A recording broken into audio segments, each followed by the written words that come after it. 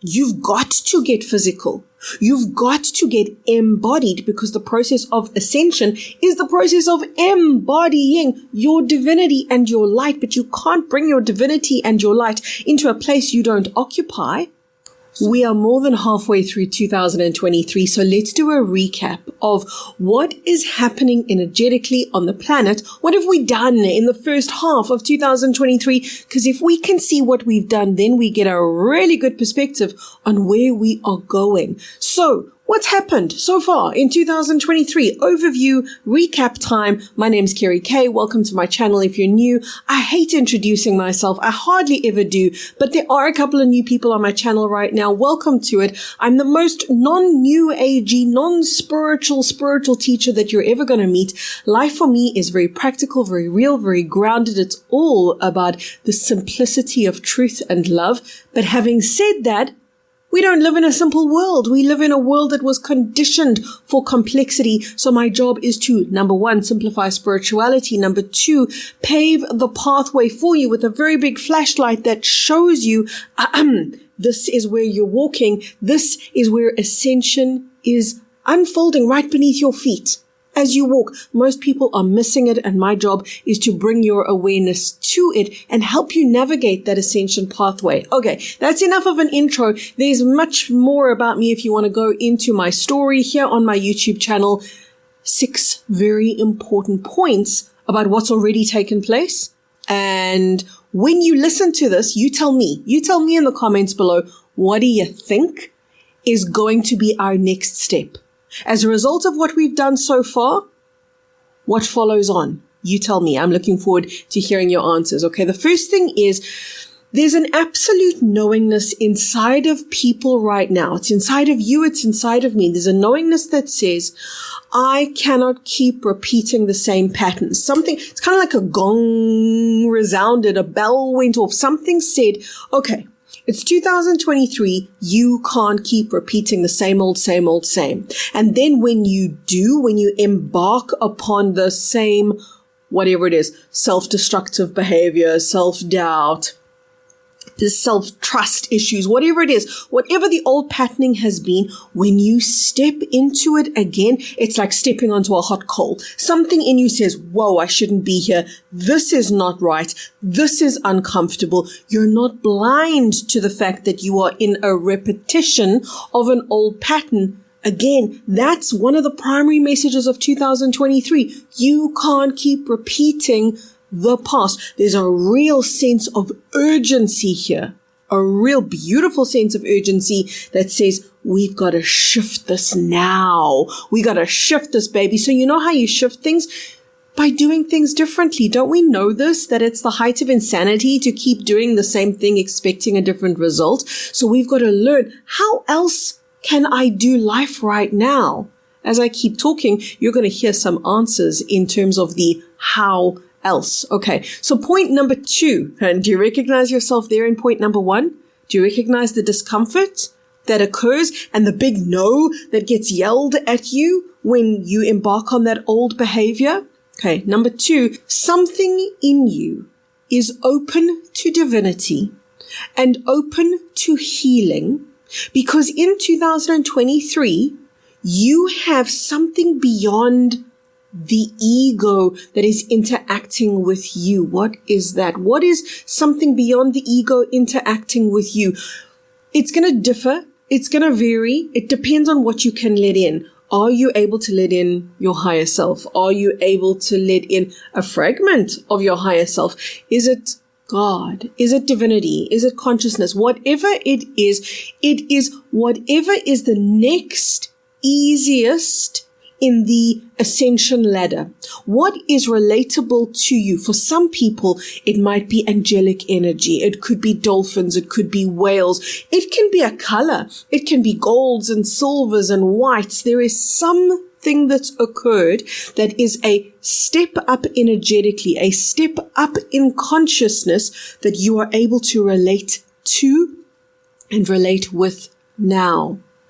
When you think about it, what could we relate to pre-2023, what could we relate to? The ego, the trauma of the ego, the pain of the ego, the righteousness of the ego, the indignation of the ego. The story was playing on repeat, and we were stuck in that story. So I'm not saying it's healed. I'm saying it's in the process of getting unstuck. And that is a massive victory. Now, remember the question I asked you? Based on what I'm telling you, where do you think you're going to go? Based on what I'm telling you, what does it look like the trajectory is for the rest of 2023 and then, of course, into 2024? If something in humanity is able to relate to the self that exists beyond the ego, that's huge. That's absolutely massive. So I want you, even if this looks like a small victory, which it isn't, it's a huge victory. Even if it looks like a small victory, I want you to acknowledge it, because what you acknowledge grows. We're going to talk about that a little bit more. Point number 3. Oh, I love this one. Okay. Point number 3. There is a magic that happens for humanity when they are failed by the external powers that they once blindly trusted in. That is what has begun to occur. See, I've often questioned my own soul, the rationale, the reason. Why South Africa? Why was I born in South Africa? Why did Southern Africa be my place of incarnation? When the vast and overwhelming majority of people who I teach, interact with, are in my online community, they're in the Americas, Canada, the US. Yes, many of you in Australia, many of you in New Zealand. But the question was, Southern Africa? God, really? Soul, really? What were you thinking? What was that about? Well, let me tell you. There's something magnificent that happens when you start seeing your governmental, political power structure crumbling before your very eyes.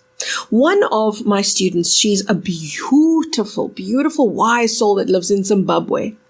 And Zimbabwe, for those of you who don't know too much about the country, man, you think South Africa is an interesting place to live. Zimbabwe is a super interesting place to live. And if there's any Zimbos in the audience, please drop me a line and say hi. The beauty of living in a collapsed country. Collapsed. Done. Not collapsing. It's already in the process of picking itself up from its collapse. That's how deeply, properly, and truly it collapsed. South Africa is still in the process of collapsing. Our power grid is not stable. We spend many hours a day without electricity, sometimes without water.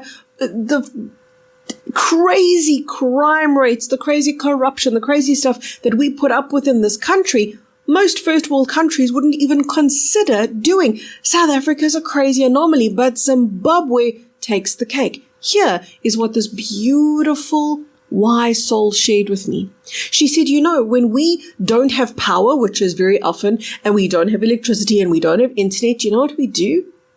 Speak to each other. She said, for the first time, I know my neighbors. I know their names. If we need something, because the shops are so sparsely stocked, when we need something, we all try to get for each other. We have returned to community. Organically, naturally. This is point number 3. Point number 3 is there's a power within us that gets resurrected when the external powers fail us. And that's happened en masse in different ways, in different countries. It's taking place right now. So you look in your country, you tell me, how is this happening where you live? The external power structures, maybe the political, the medical, the schooling, the whatever it is. Think of the structures, the monetary, whatever it might be, the structures of society. We're seeing that failing the people, and the people not blindly trusting. Am I saying this is 100% of the people? Of course not. This is many people. This is the energetic trend of 2023. Aha. The external power has failed me. Can you see? Can you see the hop, skip, and the jump that happens from the external power failing me? I'm a human being acknowledging that and seeing that, okay, I'm going to first get angry, sad, depressed, etc. Then I'm going to become the power.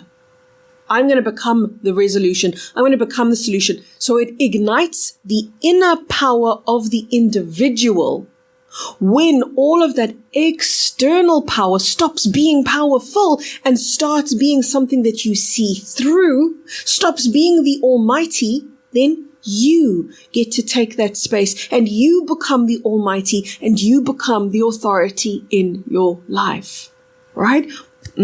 I think that could be my favorite, but we'll see. We're going to get 6 points out of today's conversation. I normally save the best to last, and I don't know, point 3 or point 6. You tell me in the comments which one was your favorite. Let's go to point number 4, though.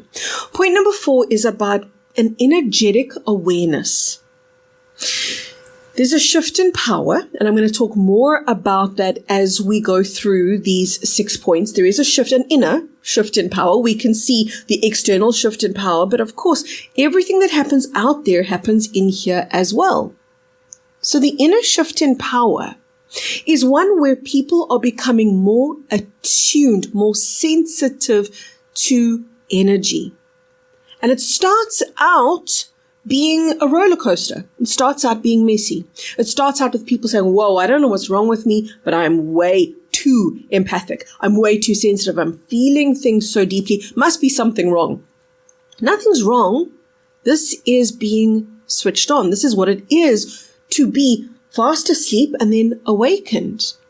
We don't wake up, unless you're my daughter, I don't know how she does it. She just wakes up, ka-ching, flies out of bed. I mean, she's just an incredible little human being who wakes up full of the joys of spring. Most people I know, what happens when you wake up?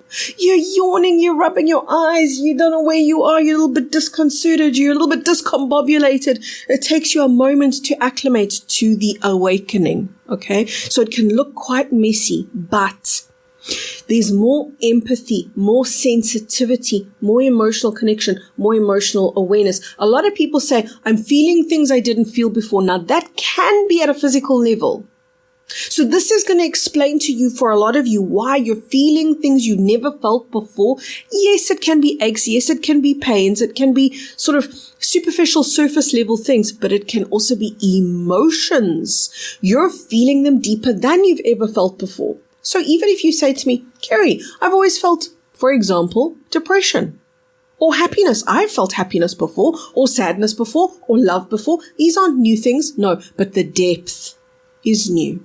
And I know a lot of you are going to go, but I don't want to go deeper into my whatever it is, anxiety or pain or trauma. Sometimes clearing out the gunk is going to require you to get into the gunk and not ignore it. That's a big part of what I'm going to share with you today. No longer ignoring, tuning in, facing, seeing. Can you notice that in your life, how there's less and less space for ignoring something or suppressing something? Have you noticed how it just pops up? It's like that game whack-a-mole. You push it down here, it comes up there. You push it down there, it comes up here. This is exactly what's happening with emotions right now. And buried emotions have an interplay with your physicality. So when you bury something emotionally, it can show up physically. Bear that in mind as well. So there's a deeper sensitivity, and some people are even feeling cosmic energy at a more physical level, like little raindrops when there's no rain, like little droplets of water, and you go, oh, that's weird. And you look up at the ceiling and you suddenly realize, well, it's not raining and there's no droplets of whoa, what was that? Have you had that feeling where it literally feels like there's a little droplet of water or something wet and you wipe it, but it's not? That's cosmic rain. That's cosmic energy. That's part of this point number 4, and the energetic awareness or the energetic sensitivity that you're feeling things you didn't feel before. You're accessing emotions deeper than you did before. You're switching on. It's okay if it's messy. And it's okay if the people around you are in a messiness. The fact of the matter is there's more connection. Ooh, baby, that is a triumph. Okay, point number 5. Point number 5 is your focus. Where you focus, you amplify. That's what focus is. Focus is the stuff that you bring abundance to. So it's a tool of abundance. Humanity is being shown where their focus goes, they magnify. So there's a call right now. There's a big call within humanity right here at the midpoint of 2023. And the call is, what are you focusing on? What are you focusing on? Because whatever that is, that's what you're growing. Are you focusing on, look how stuck I am. Look how I can't do this. Look how I failed at that. Is that your point of focus? If it is, it's okay. But here, just acknowledge, don't blame. Oh, please don't blame. Please don't blame. Please don't blame. Please don't shame. Acknowledge. Okay, this is what's going on right now. I'm unconsciously in the throes of amplifying something. So what would happen if I consciously focus on something else? Please note that that doesn't mean override. That doesn't mean I must ignore the pain. It means the pain can still be there. That's very important. No place for suppression. Please remember. So the goal here is not overriding. It's not suppressing. It's being very real and going, yeah, there is this pattern, this pain, this whatever it is. It has my focus. It's okay. But now, what if you include in your focus and bring attention to something bigger, more powerful, more life-giving, fulfilling, revitalizing? Can you do it in this exact moment while I'm speaking to you? What can you focus on right now? Yes, tell me in the comments below. What can you focus on right now that's going to bring you the greatest joy when you amplify it? That's going to bring you such happiness that is going to make your face erupt into the biggest smile that you can ever smile when it comes into your life. What is that thing? What is that? For me, it's freedom. It's time to be with my children. I love just cooking. I love cooking. I love baking. I love mommying. I love having the time to be the mom. I got to sew up one of my daughter's t-shirts that had a hole in it the other day. Such a mundane thing to do. I loved that. And I sat there and I really enjoyed me focusing on the joy of spending time doing things for my family. It brings me such a sense of freedom. It really does. Might sound crazy to some of you guys. That's okay. That's my craziness. That's my sense of freedom. That's my smile. What is your smile? Focus there. And please allow yourself a higher focus, right? So point number 5 that I've just given you is not necessarily something that's happened. It's something that you're being called to look at now. What can you focus on? Because that's really the magic of abundance. That's really the seed of abundance. That's what makes stuff grow. Because isn't that abundance? Abundance is when you've got so much. You've got surplus. You've got excess of something more than you need. Right? When you use your focus as a tool for abundance, then you are beginning to harness a great, magnificent power in your life. And it just so happens that right here in 2023, you're being reminded about it. It's a gift. Now, plant the seeds of that focus, bring the energy of your awareness into that thing in your life that's going to make you smile. And imagine with me right now, how big is this going to be in 6 months' time? So by the end of 2023, beginning 2024, how will I have amplified the thing that I'm focusing on right now? Number 6 is a shift. Oh gosh, and this is such a powerful shift for humanity. This is such a victory for humanity. The shift is that there has been a move from where humanity was trapped to where humanity was locked, which was in the mental realm, in the thoughts, in the thinking, in the over-analysis. This was the false matrix. That was it. If somebody said to me, where is the false matrix? I would have said, look at your head, because it's there. In other words, it's the over analyzing and the capacity to make everything linear. Everything must be boiled down to an equation. That's not how humanity is operating anymore. There's a new energy that's just beginning to brew in the collective, and it says, I want to be more and think less. I want to feel more. Remember, I spoke about that earlier, about how the feelings are being switched on, being amplified. That's part of this very, very powerful thing that's happening in point number 6, where we've got an embodiment.